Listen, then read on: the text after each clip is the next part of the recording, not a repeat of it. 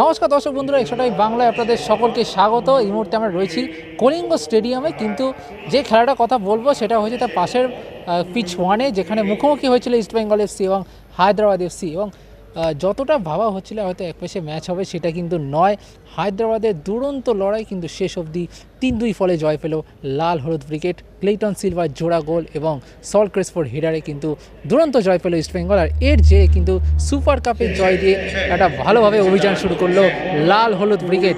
এবং নিঃসন্দেহে সমর্থকরা যেভাবে পাশে দাঁড়িয়েছেন কার্লেস কোয়াদ্রাতের, এটা অবশ্যই উল্লেখযোগ্য। কিছু সমর্থক তারা এসেছিলেন ভুবনেশ্বরে ইস্টবেঙ্গলের খেলা দেখতে, এবং তাদের সাথে কিন্তু কোয়াদ্রা সেলফি তোলেন, তাদেরকে চিয়ার আপ করেন, এবং সব মিলিয়ে বলা যায় এবারের সুপার কাপে কিন্তু ইস্টবেঙ্গল জিততে মরিয়া।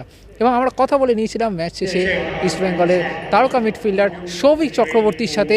তিনি কি বলছেন এই বিষয়ে, চলুন শুনে নিই। জয় সবসময় টিমের জন্য একটা ভালো ব্যাপার।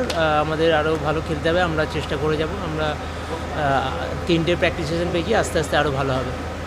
অবশ্যই হায়দ্রাবাদ এফসি অল ইন্ডিয়া নিয়ে খুবই ভালো লড়াই দিয়েছে। আমরা ফার্স্ট হাফে যদি তাড়াতাড়ি গোল পেয়ে যেতাম তাহলে অন্যরকম ম্যাচ হতো, কিন্তু ঠিক আছে, এটা পার্ট অফ দ্য ম্যাচ। আমাদের আরও কেয়ারফুলি থাকতে হবে যাতে আমরা পরের ম্যাচগুলো আর এইরকম ভুল না করি, যাতে আমরা তাড়াতাড়ি মানে গোল কনভার্ট করতে পারি যে কোনো ম্যাচের জন্য। পরের সমস্ত যে কোনো ম্যাচের জন্য বাড়তি মোটিভেশন, একটা জয় দরকার ছিল। Extra time.